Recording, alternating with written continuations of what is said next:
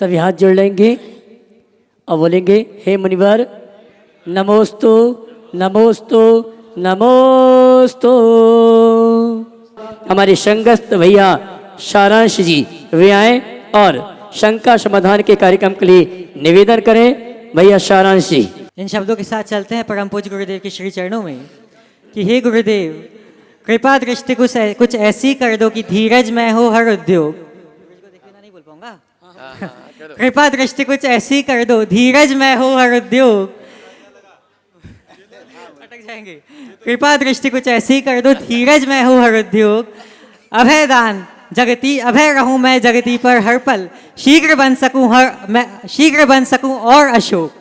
कृपा दृष्टि कुछ ऐसी कर दो धीरज में हो हर उद्योग। अभय रहूं जगती पर हल पर, शीघ्र बन सकूं और अशोक। राहतगढ़ में पंच कल्याणक पावन हो रहा है यह उत्सव।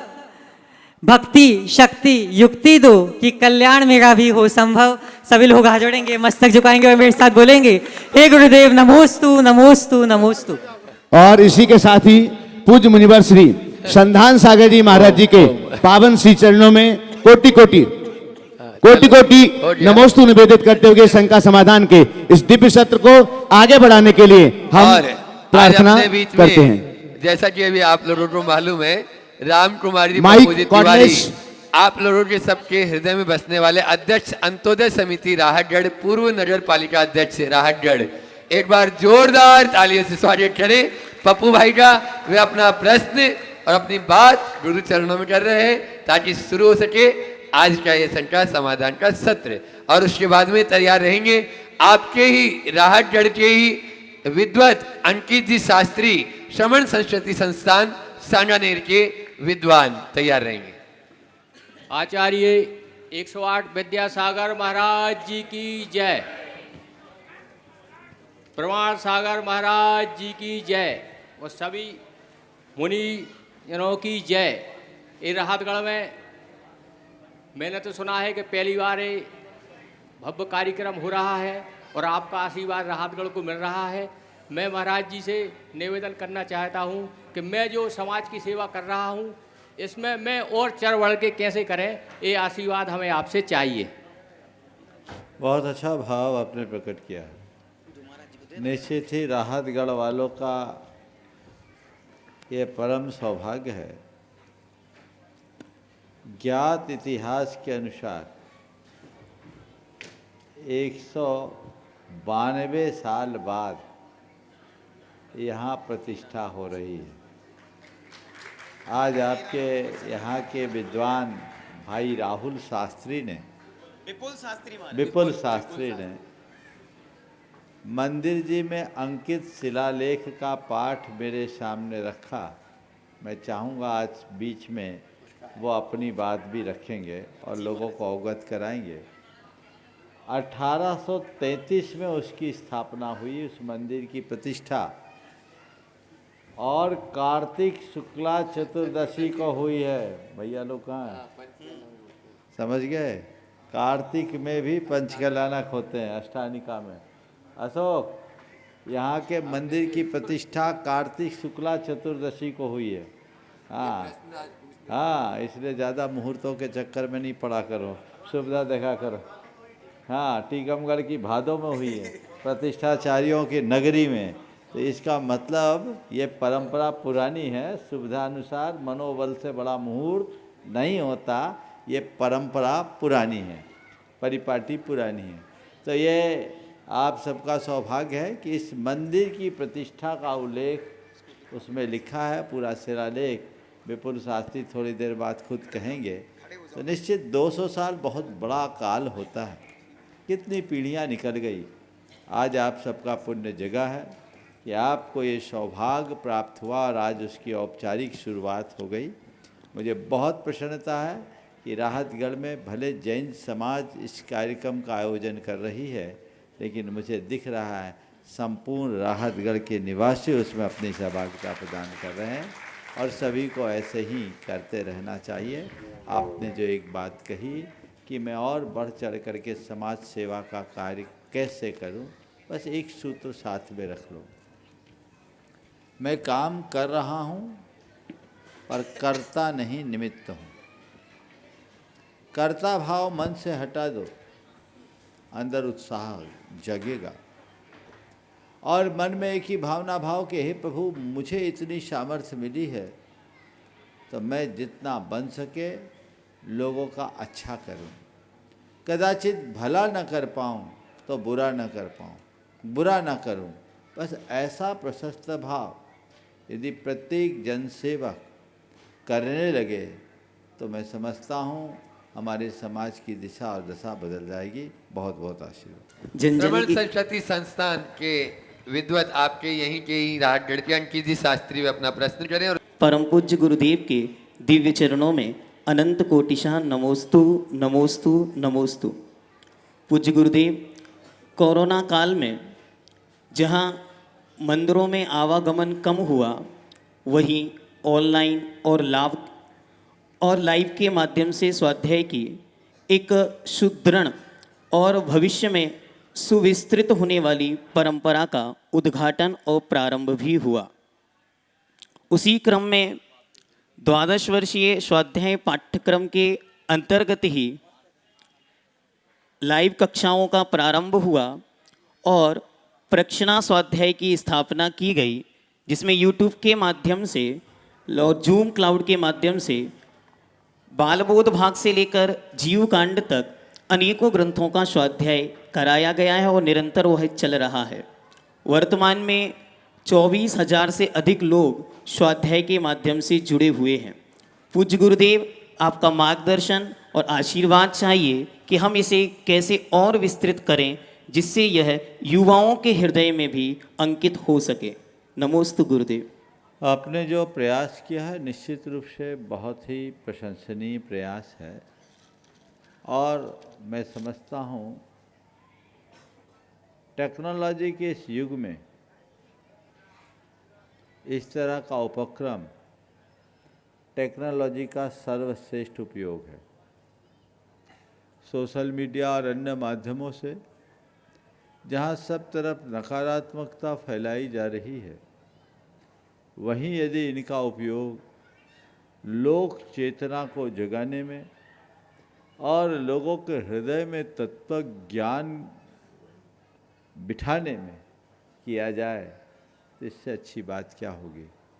ये बेहद प्रसन्नता का विषय है। आप लोग ये कार्य कर रहे हैं, मैं सभी को इससे जुड़े, मुझे पता है अकेले तो नहीं होंगे, लेकिन जितने लोग जुड़े हैं सभी को बहुत बहुत आशीर्वाद देते हैं। हाँ बिल्कुल। नमोस्तु विपुल जी गुरुदेव। शास्त्री वे अपना प्रश्न करेंगे। उसके बाद में श्रीमती सिंपल जी, शैलेंद्र जी, लाट साहब परिवार जबलपुर तैयार रहेंगे। माइक वहां तक पहुंचाएं, समय बचाना है। श्री गुरु कमलेभ्यो नमः। महाराज श्री, पांडुलिपियों का बहुत महत्वपूर्ण स्थान है। पूरे भारत में लगभग 1 करोड़ से अधिक पांडुलिपियां हैं। उनमें से 25 से 30 लाख पांडुलिपियां जैन आचार्यों की लिखित ग्रंथ हैं। महाराज जी, अभी तक बहुत ही कम ऐसे ग्रंथ हैं जो प्रकाश में आ पाए हैं। इन ग्रंथों के प्रकाशन, संरक्षण, संवर्धन के लिए हम क्या प्रयास करें, इस हेतु आपका मार्गदर्शन चाहिए। देखिए, हमारे धरोहर है हमारा साहित्य, और निश्चित वर्तमान में जो भारतीय साहित्य है उसमें जैन साहित्य का विपुल भंडार है। और जैन साहित्य की एक सबसे बड़ी विशेषता रही कि जैन साहित्य किसी भाषा और प्रांत से नहीं बंधा, क्षेत्र से नहीं बंधा। हर भाषा में, हर क्षेत्र में जैन साहित्य उपलब्ध है। और ऐसे पांडुलिपि ग्रंथों का संरक्षण एक बहुत बड़ी जिम्मेदारी है। आज के संदर्भ में जो संरक्षण हम कर रहे हैं, क्योंकि हम डिजिटल युग में आ गए हैं, तो पहला प्रयत्न तो ये होना चाहिए कि हम इन सब का डिजिटलाइजेशन करें, डिजिटलाइज करें। दूसरी बात, जो प्रिजर्वेशन की प्रक्रिया है, एक बार लोगों ने बिना सोचे समझे सबको लेमिनेट कर दिया, सारी पांडुलिपियाँ नष्ट भ्रष्ट हो गई, वो पन्ने एक दूसरे से चिपक गए, हमारी बहुत बड़ी धरोहर चली गई। तो प्राचीन पांडुलिपियों को संरक्षित करने की पूरी एक तकनीक है, मैं सभी से कहूँगा कि अपनी पांडुलिपियों को संरक्षित करें, और यदि कोई आपके बीच आते हैं कि हम संरक्षण करना चाहते, तो सबसे पहले उनकी पृष्ठभूमि को पहचाने कि ये संरक्षण करने की योग्यता रखता है या नहीं, पांडुलिपि के बारे में से कितना ज्ञान, इसका पूरा कोर्स है। मेरे जैसा मुनि या कोई त्यागी विद्वान भी आपसे कहे तो तब तक उसे आप भाव मत देना जब तक वो इसमें दक्षता न प्राप्त करे। जानकारी के अभाव में बहुत बड़ा नुकसान हुआ। अब लोगों को थोड़ा समझ में आया, लेकिन तब तक हमने बहुत कुछ खो दिया। तो इसके पूरे कोर्स होते हैं। विपुल भाई ने इस दिशा में काम किया है, मुझे बहुत प्रसन्नता है, और ये इस दिशा में आगे भी काम कर रहे। समाज में जागरूकता लानी चाहिए।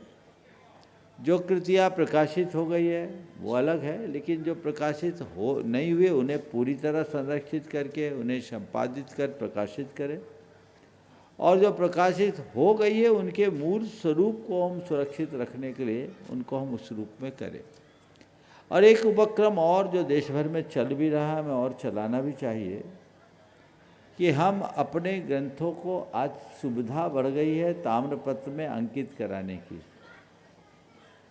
CNC के माध्यम से हम उन्हें बहुत आसानी से ताम्रपत्रों में अंकित कर सकते हैं, क्योंकि जो डिजिटल सिस्टम है जब तक क्लाउड है तभी तक है।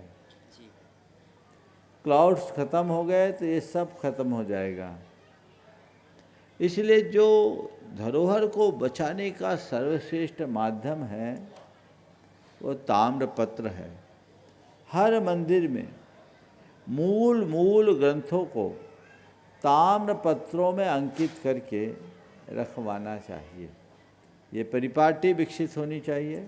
जहाँ जहाँ पंचकलानक होते वहाँ भी होना चाहिए। एक योजना बना लो तो इसकी शुरुआत राहतगढ़ से ही हो जाए। और हम आज बैठ के विचार करेंगे, और यहाँ प्रमुख ग्रंथों की क्या उसकी लागत अधिक निकले सो निकाल लो, और अलग अलग परिवार मंदिरों में मूल ग्रंथों को कि रखना भी एक भारी काम है। जितने को संरक्षित रख सके उतने हिसाब से ताम्रपत्रों में मूल गाथाओं और उनके मूल संस्कृत टीकाओं को संरक्षित करने का उपक्रम करना चाहिए। एक कार्य योजना बनाओ, श्री गणेश इस पंचकल्याणक से हो जाए। यहाँ की प्रशस्ति का सार बता दो। हाँ, विपुल जी शास्त्री। हाँ, भराश्री, यहाँ की प्रशस्ति जो है उसमें यहाँ की जो स्थापना की है वह स्थापना भट्टारक काल में हुई है। उस भट्टारों के नाम श्री मूल संघ में, बलात्कार गण में, सरस्वती गच्छ में, आचार्य कुंद आचार्य की आमनाय में, श्री सुरेंद्र कीर्ति, उसके बाद श्री जिनेन्द्र कीर्ति, फिर भट्टारक श्री देवेंद्र कीर्ति, फिर भट्टारक श्री महेंद्र कीर्ति जी के सानिध्य में, और उनके जो शिष्य थे पंडित जयचंद्र, उनके सानिध्य में 1890 संवत, विक्रम संवत 1890 में कार्तिक शुक्ला चतुर्दशी को इसकी स्थापना हुई थी, लगभग आज से 193 साल पहले, और 2032 में इसको 200 साल पूर्ण हो जाएंगे। राहतगढ़ वालों, 2032 में ज़्यादा दिन नहीं बचे, 25 तो ख़त्म होने वाला है, 7 साल बचे हैं। 2032 की कार्तिक की चतुर्दशी के पहले अभी से प्लान कर लो, भव्य अनुष्ठान करो, और गंज मंदिर का द्विशताब्दी महामहोत्सव मनाने की तैयारी आप लोगों को करनी चाहिए। बृहद पैमाने में जैसे पंचकलानक आप लोग कर रहे हैं, ये एक बहुत ऐतिहासिक क्षण है, उसके लिए प्रयास करना चाहिए। हाँ बोलो, संतोष जी कुछ बोल रहे हैं? हाँ बोलो। परम पूज्य मुनि श्री के चरणों में सादर नमन, समस्त जैन समाज की ओर से नमन।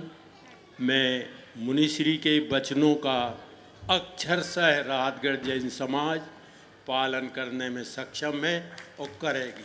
बहुत सुंदर, बहुत सुंदर। नमोस्तु गुरु। ताली अच्छे से जोरदार बजा दो। हाँ, दादा की अनुमोदना का पुण्य तो कमाओ। अब उसके बाद में सिंपल जी, शैलेंद्र जी जैन लाट साहब परिवार जबलपुर वे अपना प्रश्न कर रहे हैं और उसके बाद में आज अपने बीच में सागर बहादुर तीर्थ से शिल्पी अमरदीप तैयार रहेंगी, वे अपना प्रश्न गुरु चरणों में।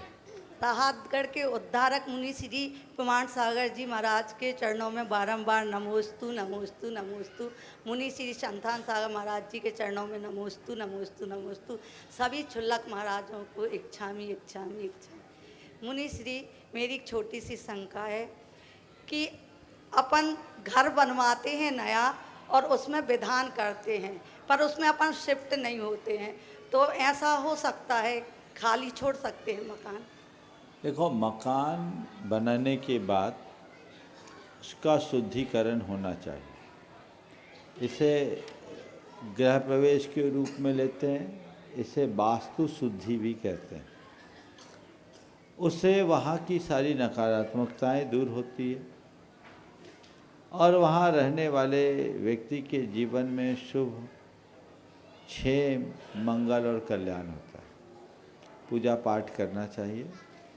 पूजा पाठ करके विधिपूर्वक प्रवेश कर लेने के उपरांत यदि कदाचित खाली भी रहे तो ऐसा ना हो कि एकदम सुनसान पड़े रहे, समय समय पर दिया बाती होते रहनी चाहिए। एकदम सूना घर तो बुंदेलखंड की कहावत तो आपको पता है, सुनो घर, आगे की लाइन में नहीं बोलूँगा। इसलिए सूना नहीं रखना चाहिए, दिया बाती होते रहनी चाहिए। शिल्पी अमरदीप बहादुर तीर्थ सागर। दोनों महाराज जी के चरणों में बारंबार नमोस्तु नमोस्तु नमोस्तु। चुल्लक जी को इच्छामी। महाराज जी, मेरा प्रश्न है, क्या अधिक आकांक्षाएं व्यक्ति को अधीर बनाती हैं या उसे महान बनने की प्रेरणा देती है? नमोस्तु महाराज जी। देखिए, अधिक आकांक्षा निश्चित रूप से अधीर बनाए। और आकांक्षा मनुष्य को नहीं नहीं बनाती, संकल्प मनुष्य को महान बनाता है। आकांक्षाएं तो उलझाती। अगर अपने जीवन को ऊंचा उठाना है तो अच्छे संकल्पों से जुड़ो। सर्व संकल्प वशात भवतिर लघुर भवतिर वा महान। अगर कोई व्यक्ति अपना पतन करता है तो अपने संकल्पों के कारण, और कोई महान बनता है तो वह भी अपने संकल्पों के कारण। आकांक्षाओं के जाल से मुक्त होकर संकल्पों से बंधते हुए जीवन का पथ प्रशस्त करना चाहिए, जो हमें आगे बढ़ा सके। नमोस्तु महाराज। पंच कल्याण प्रतिष्ठा महामहोत्सव के ध्वजारोहण करता और मूर्ति पुण्यार्जन, प्रथम मूर्ति पुण्यार्जन करता गुणायतन ट्रस्टी परिवार श्री चंद्र कुमार जी मोहित जी टीनू पूरे परिवार के साथ में बटियावदा परिवार, एक बार जोरदार ताली बजा दीजिए। 3 पीढ़ी के साथ में यहाँ पर उपस्थित है। वे अपना प्रश्न अपनी भाषा में ही, और छोटा बालक कल रह गया। हाँ, और फिर बाल ब्रह्मचारी धीरज भैया जी, आपके नजर गौरव प्रतिष्ठाचार्य जी तैयार रहेंगे गुणायतन ट्रस्टी। महाराज जी किसी चरणों में बारंबार नमोस्तु। चुल्लक जी को त्रेवा इच्छामी। जिनको वो अपना माना उनसे ही दुख पाया, फिर भी क्यों राग किया यह समझ नहीं आया।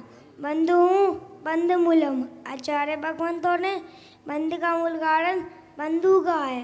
फिर भी स्वाध्याय की बात जिस अनुपात में अपने राग परिणामों में कमी आनी चाहिए उस अनुवाद में नहीं है। कृपया मार्गदर्शन करें साथी। 25 से 27 साल पहले मुनिवराज नगर राहतगढ़ में आए थे। उस समय जिस समय आवाज से समय जीवस्था हमारी है, उसके समतुल्य पिताजी की थी, और जो है पिताजी की थी वो मेरे दादाजी की है। हम तीन में ये अंतर है, लेकिन भगवान कहना आपसे ये है कि आप जैसे थे यंग आज भी वैसे ही है। तो इस सेहत का राज क्या है? क्या विश्व की सबसे सुंदर चित मुद्रा यथाजात मुद्रा निर्दोष शरीर का पालन ही इस खूबसूरती का राज है। कृपया शंकर का समाधान की नमोस्तु नमोस्तु। सबसे पहले तो इस बालक के इस अभिव्यक्ति का जोरदार जोरदार अभिनंदन करें। कितनी बेबाकी के साथ और कितनी गहरी बात उसने कही। बंधुओ बंध मूलम, शास्त्र की इस उक्ति को उद्धृत करते हुए उसने कहा कि हम स्वाध्याय इतना सब कुछ करते हैं, रोज पूजा भी करते हैं, जिसको अपना माना उससे ही दुख पाया। ये रोज दोहराते भी हैं, फिर भी राग परिणाम मंद क्यों नहीं पड़ते? पहला तो इसका उत्तर दे दूं, फिर राज भी बता दूंगा। राग परिणाम मंद न होने का कारण केवल ये है कि हम जानते हैं, मानते नहीं हैं। हमारे अंदर के संस्कार ऐसे हैं कि जानने के बाद भी उन चीजों को मानने नहीं देता। जो लोग गुटखा खाते हैं, जो लोग सिगरेट पीते हैं, उनको ये पता है कि नहीं कि इसको खाने से कैंसर हो सकता है? उसमें भी लिखा रहता है कि नहीं लिखा रहता? अनपढ़ लोगों के लिए तो बिच्छू भी बना रहता है, उसके बाद भी खाते हैं। क्यों? आसक्ति के कारण, मोह के कारण। तो ऐसे ही मनुष्य के मन में जब आसक्ति का भाव प्रबल हो जाता है, मोहजन संस्कार हावी होते हैं, तो जानने के बाद भी वह उससे दूर नहीं हो पाता, बच नहीं पाता। तो बार बार भावना भाने से जीवन में परिवर्तन होगा। बहुत अच्छी बात कही कि जब हम 1995 में आए थे, तुम्हारे पिता बिल्कुल तुम्हारे ही जैसे होंगे, है ना? क्या नाम? टीनू नाम है ना? हाँ। और चंदू भाई तुम्हारे पापा की उम्र के ही होंगे। और तुमने कहा कि हम तीनों में तो, और तुम्हारे दादाजी पापा की उम्र के बराबर। ये परिवर्तन हुआ। आपने पूछा आप जैसे थे वैसे ही हैं। हाँ, देखो इसका राज है। इसका राज ये है कि तुम्हारा परिवर्तन है वो बाहर का है, बदले तो हम भी हैं, लेकिन तुम्हारा जो बदलाव है केवल बाहर का है और हमारा वो बदलाव है वो भीतर का है। हम भी बदले हैं, ऐसा नहीं समझना कि हम जैसे थे वैसे ही हैं।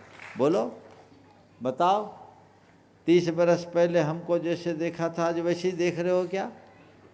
30 साल में हमने बड़ी लंबी यात्रा की, लेकिन तुम्हारा जो परिवर्तन हुआ वो प्रकृतिगत परिवर्तन है और हमारा जो परिवर्तन है वो पुरुषार्थ जन्य परिवर्तन है।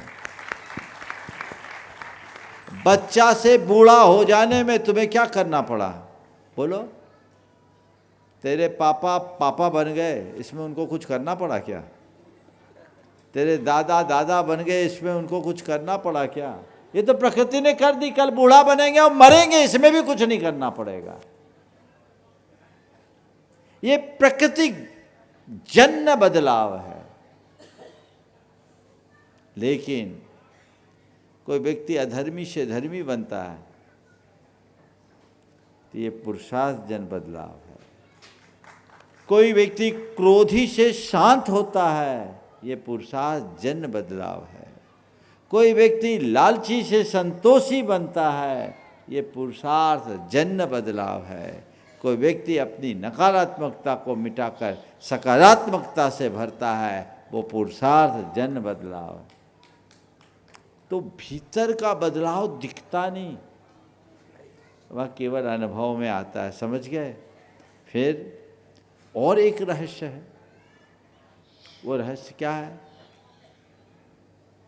तुम्हारा बदलाव तुम्हारे कपड़ों से दिखता है। तुम्हारे पापा के कपड़े तुम्हें नहीं आएंगे और तुम्हारे कपड़े तुम्हारे पापा नहीं पहन पाएंगे। है ना, क्योंकि तुम्हारी ड्रेस है, तुम्हारी एड्रेस है, हमारा तो कुछ है ही नहीं। वही एक ही वेश है, एक ही ड्रेस है, इसमें कोई परिवर्तन नहीं। जो हमने अपने इस दिगंबरत्व को प्रारंभिक अवस्था में धारण किया, इस सांस के आखिरी क्षण तक वही बना रहेगा, इसलिए बदलाव कहाँ। तुम्हारे कपड़े रोज बदलते, हमारे कपड़े यही है ना, और देखो तुमसे ज़्यादा चमकदार है कि नहीं। तो ये असल राज है, असल राज। तो तुमने कहा कि यथाजात जिन मुद्रा की महिमा है, बिल्कुल सही पकड़ा है, क्योंकि यहाँ कोई भेद नहीं, समझ गए। ये कोई अंतर नहीं, इसमें कोई उल्टा सीधा नहीं, चल रहा है तो चल रहा है, ये फटेगा भी नहीं। जब होगा इस चोले को बदलना ही है, तो जब बदलेंगे तो बदलेंगे, चोला ही परिवर्तित होगा। इसलिए आखिरी क्षण तक एक साधु तुम्हें दिखता है तो वैसा ही दिखता है, 25 बरस बाद भी अगर कभी आए तो वैसे ही दिखेंगे, समझ गए। ऐसा मत सोचना कि अब 25 बरस बाद ही आएंगे, लेकिन कभी आए तो भी ऐसे ही दिखेंगे, समझ गए। चलिए, बहुत अच्छा। आपके नगर के गौरव और इस अनुष्ठान की प्रतिष्ठा जारी भी बाल ब्रह्मचारी धीरज भैया, गुणायतन ट्रस्टी। पूज्य श्री के पावन श्री चरणों में बारंबार नमोस्तु करते हुए, पूज्य श्री, कल हमने आपके सामने एक बात रखी थी, लोग अपने अपने कामों में मस्त हैं और कुछ अपने काम में व्यस्त हैं, पर इस व्यस्ततम दुनिया में लोग दूसरे में ताकने में ज़्यादा अभ्यस्त हो रहे हैं। तो दूसरे को ताकने से कुछ हो या ना हो, पर अपने जीवन में क्या प्रभाव पड़ता है, आप हमें ऐसा मार्गदर्शन दें आज इस जनता जनार्दन को कि अपने में मस्त रह करके व्यस्त अपने जीवन में रहें, दूसरे की व्यस्त जीवन में ताक झांक ना करते हुए अपने जीवन को सही दिशा में ले जाएं। ऐसा कोई मार्गदर्शन देने की कृपा करें। बहुत अच्छी बात है, दूसरों के जीवन में ताक झांक करना बहुत अच्छी बात नहीं। एक बार हम जब ब्रह्मचारी थे तो हमारे एक साथी ब्रह्मचारी ने गुरुदेव के समक्ष किसी दूसरे साथी की शिकायत की, महाराज जी ऐसा वैसा। गुरुदेव की विशेषता थी, कभी किसी की आलोचना पसंद नहीं करते थे।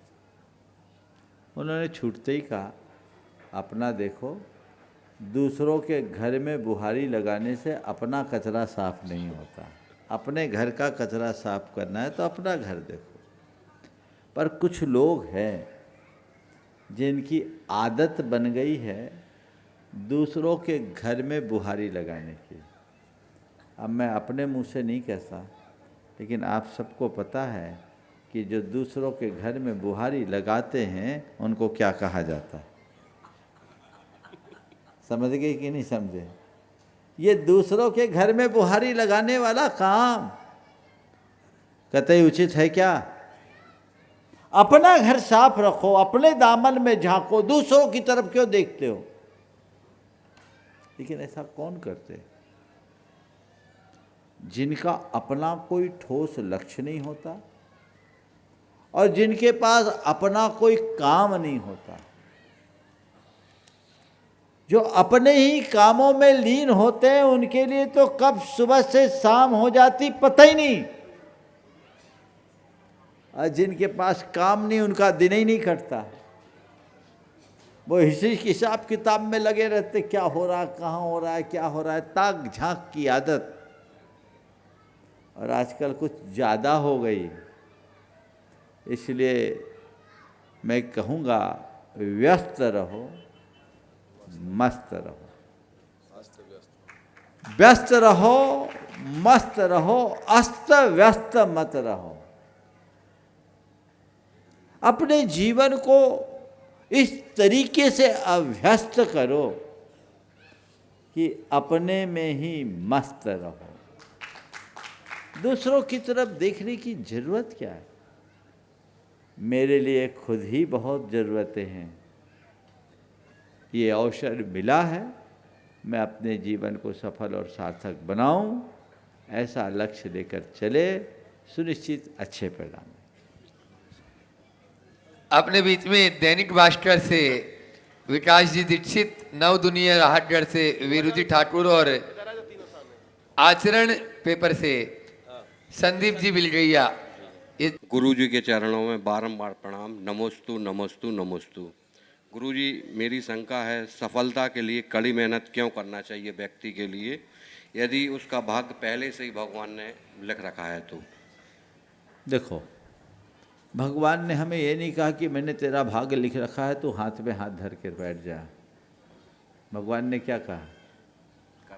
भगवान ने तो ये कहा कि देख, तेरे को कुछ पाना है तो अपने आप को खपा, वही कुछ पाता है जो खुद को खपाता है।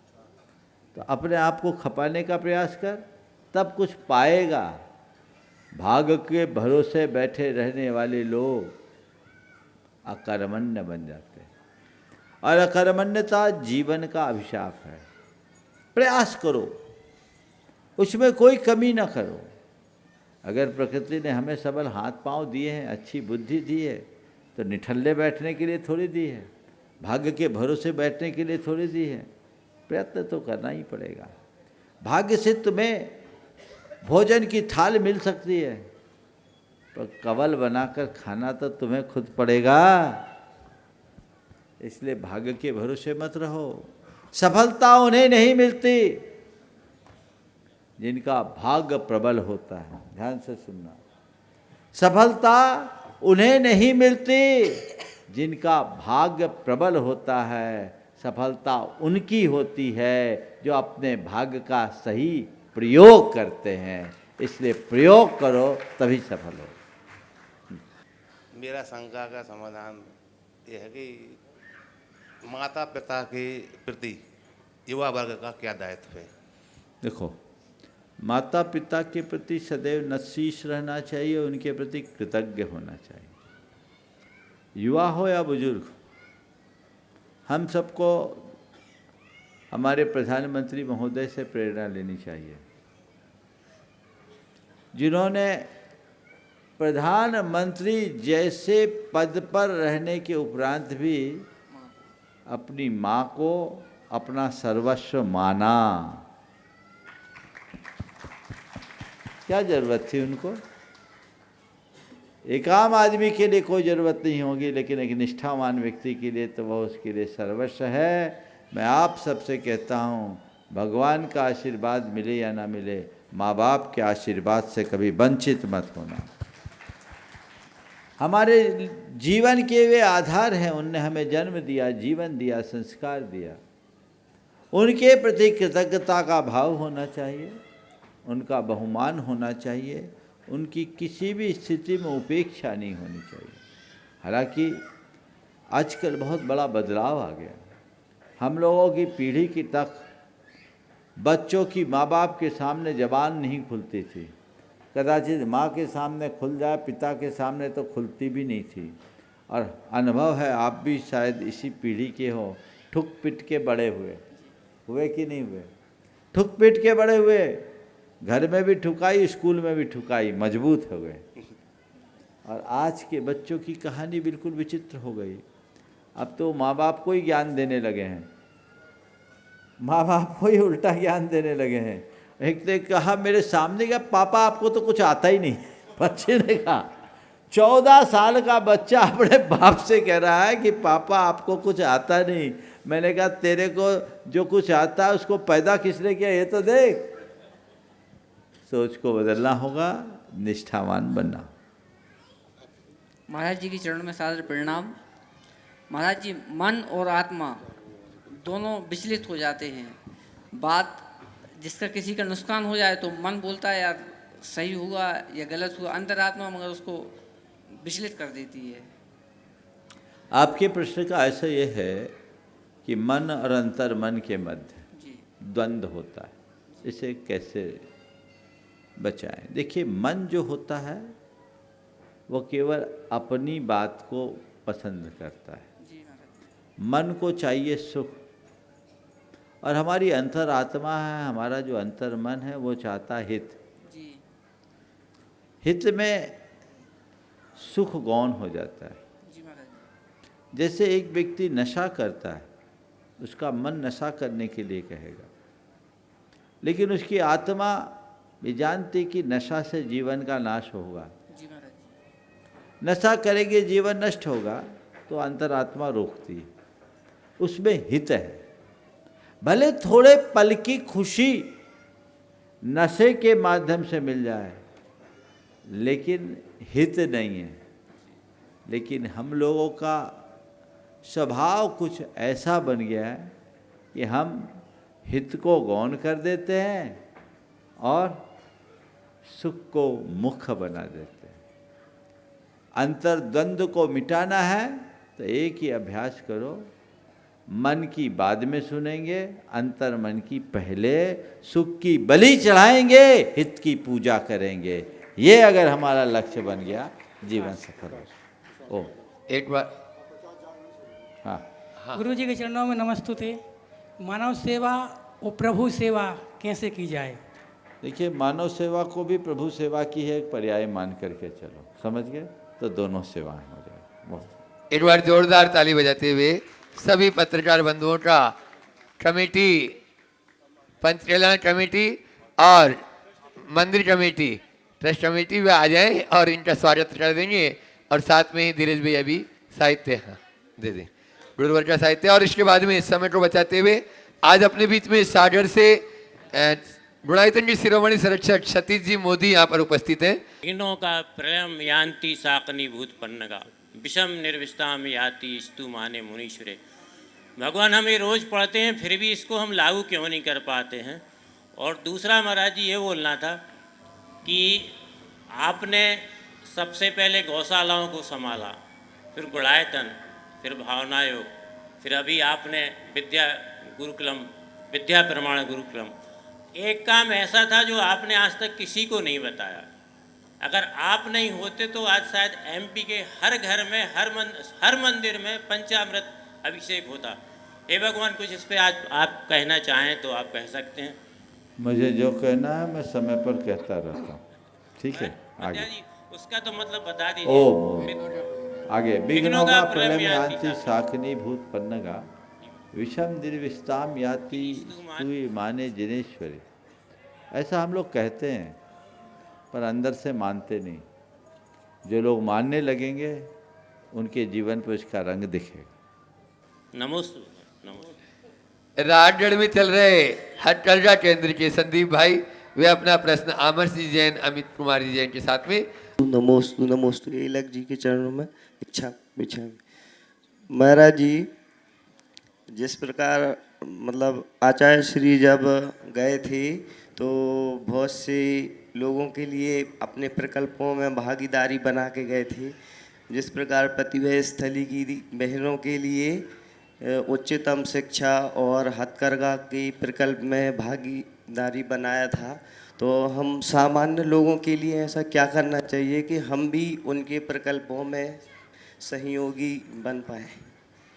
उनके विचारों को समझो और उनके विचारों को आगे बढ़ाने का प्रयत्न करो, यही उनके प्रकल्पों में सहयोग। और जो जो बीज गुरुदेव ने लगाए, वहाँ जो आवश्यक और अपेक्षित है उसमें अपना तन मन धन से जो सहयोग दे सको। नमोस्तु। मैं नयन जी जैन, इंदौर। पूज्य गुरुवर के चरणों में नमोस्तु नमोस्तु नमोस्तु। एवं चुल्लक जी के चरणों में इच्छामी इच्छामी इच्छामी। महाराज जी, धर्म के 3 सिद्धांत होते हैं, अहिंसा, संयम, तत्व। महाराज जी, हम इन तीनों सिद्धांतों को नई जनरेशन में प्रारंभिक रूप में कैसे शुरू करें? अहिंसा, संयम और तप तीनों को बड़े आसानी से अपनाया जा सकता है। अहिंसा को अपनाने के लिए सबसे पहला काम मद्य मांस मधु का त्याग, ठीक है? संयम के क्षेत्र में बुरी आदतों का त्याग, समझ गए?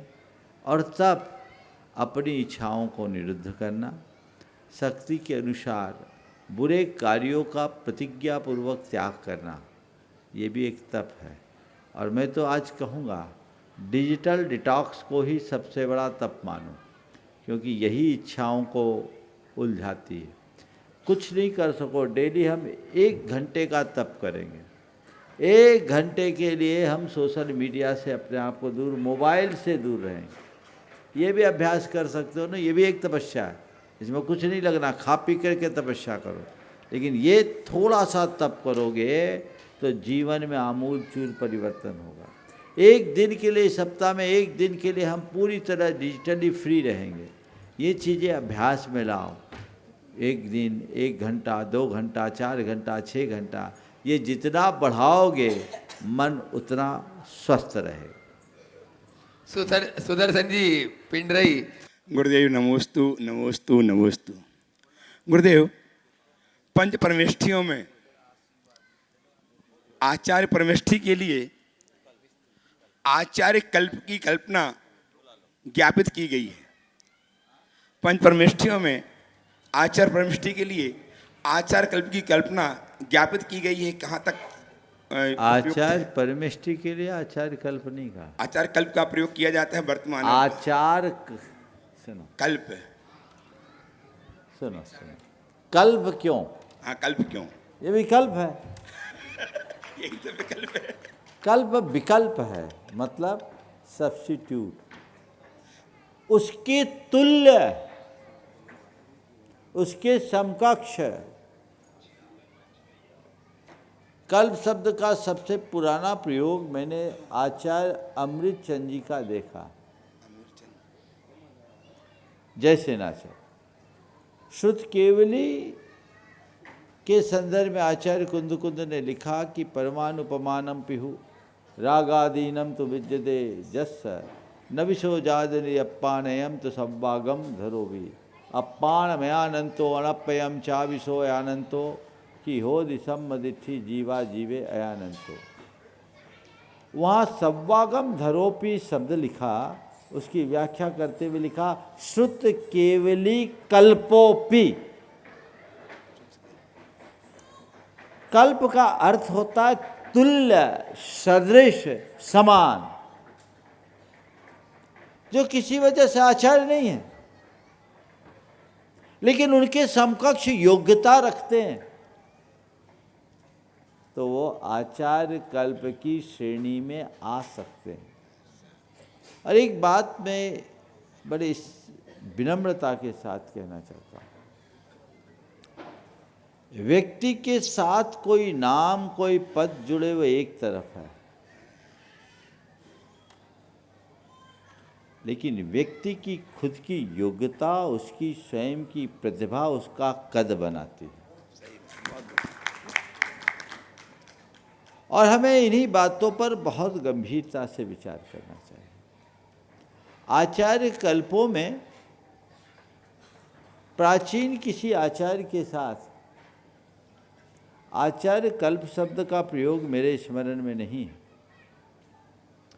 पंडित तोडरमल जी के लिए आचार्य कल्प का प्रयोग मिला, जबकि वो एक गृहस्थ थे, और आचार्य कल्प श्रुत सागर जी के साथ लगा। श्रुत सागर जी महाराज, जब धर्म सागर जी महाराज आचार्य बने तो वो भी आचार्य के तुल्य थे, तो उनको आचार्य कल्प की संज्ञा दी गई। इसके बाद अन्य अनेक आचार्यों के साथ आचार्य कल्प लगने लगा। लेकिन मैंने जो आपसे कहा ये विकल्प है, अब इस विकल्प का श्लेषात्मक अर्थ निकाल सकते हैं। चलिए, नमस्ते जी, नमस्ते नमस्ते। कल्याण मित्र स्वाध्याय परिवार के संकल्प जी समैया। महाराज श्री सम्यक दर्शन और सम्यक ज्ञान तो चारों गतियों में हो सकता है, पर सम्यक चारित्र ही क्यों मनुष्य पर्याय में ही संभव है? इतनी दुर्लभ चीज को पाने के बाद भी हम उस पर आगे नहीं बढ़ पा रहे हैं। यही तो मनुष्य की महानता का प्रमाण है।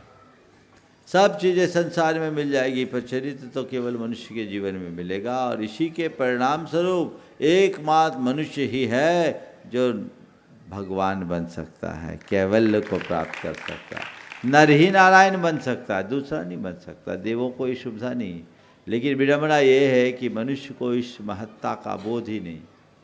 वो इतने उत्तम पर्याय को प्राप्त करने के बाद भी गलत कार्यों में उलझा रहता है। उसे अपनी चेतना को जगाना चाहिए और चेतना को जागृत रखते हुए सत प्रयत्न करना चाहिए।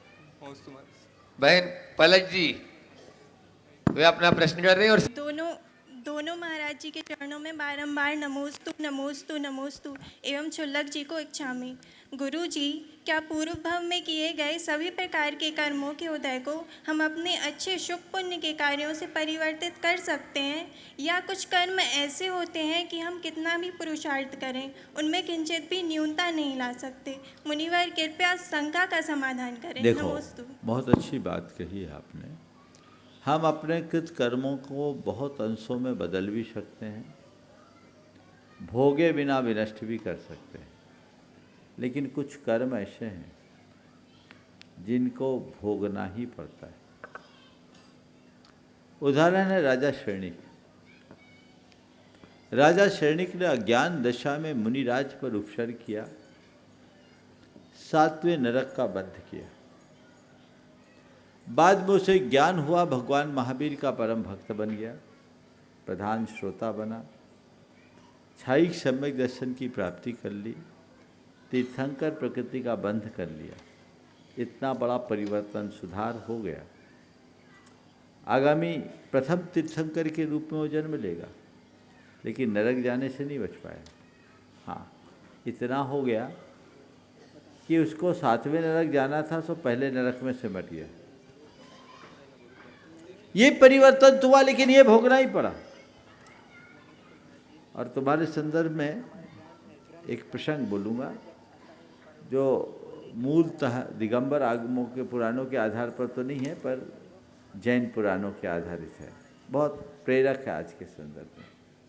राजा शरणिक को ये पता लग गया कि उसे नरक जाना पड़ेगा, तो भगवान महावीर के चरणों में गया और कहा, भगवान मुझे नरक जाने से कैसे ही बचाओ, मैं आपका इतना बड़ा भक्त हूँ।